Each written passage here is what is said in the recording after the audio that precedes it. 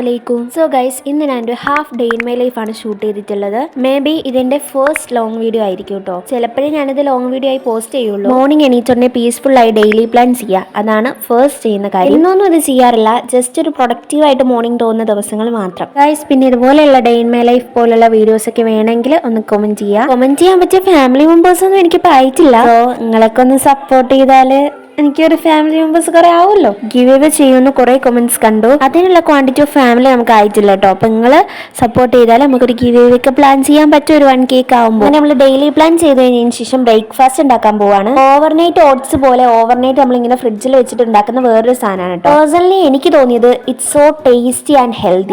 And ഇത് ഭയങ്കര filling ആണ്, നമുക്ക് അങ്ങനെ വിശക്കൊന്നും ഇല്ല കേട്ടോ. ഇതിന്റെ റെസിപ്പി ആണെങ്കിൽ ഒന്ന് കമന്റ് ചെയ്തേക്ക്. പിന്നെ ഞാനൊരു ബുക്കും കൂടെ അതിന്റെ കൂടെ വായിക്കുന്നുണ്ട്. ഞാൻ വായിക്കാത്ത ബുക്ക് എന്ന് പറയുന്നത് എലിഫ് ഷഫക്കിന്റെ 40 റൂൾസ് ഓഫ് ലവ് ആണ്. യെസ്, ഈ ഒരു ബുക്ക് കുറച്ച് ഇൻട്രസ്റ്റിംഗ് ഒക്കെ ആണ്, കുഴപ്പമില്ല. പിന്നെ നമ്മുടെ വീഡിയോയുടെ സ്റ്റാർട്ടിങ്ങിൽ നിങ്ങൾ ഒരു ക്ലിപ്പ് കണ്ടിട്ടുണ്ടായിരുന്നല്ലോ, അസ്സലാമു അലൈക്കും. അതാ ഈ ബുക്കിലുള്ളതാണ് കേട്ടോ. വായിച്ചപ്പോ കണ്ടപ്പോ അങ്ങ് ഷൂട്ട് ചെയ്ത് വെച്ചൂന്നേ. എങ്ങനെയുണ്ട് നമ്മുടെ വീഡിയോക്ക് മൊഞ്ച് അങ്ങോട്ട് കൂട്ടിയല്ലേ.